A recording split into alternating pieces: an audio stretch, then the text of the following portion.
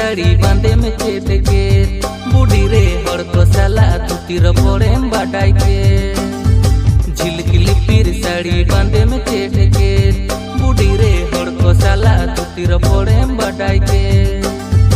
अमलते टोला पड़ा थोड़ा कमा अखबार इन दिने में लाडा कथा मोने को बार अमलते टोला पड़ा थोड़ा कमा अखबार इन दिने में लाडा कथा मोने को बार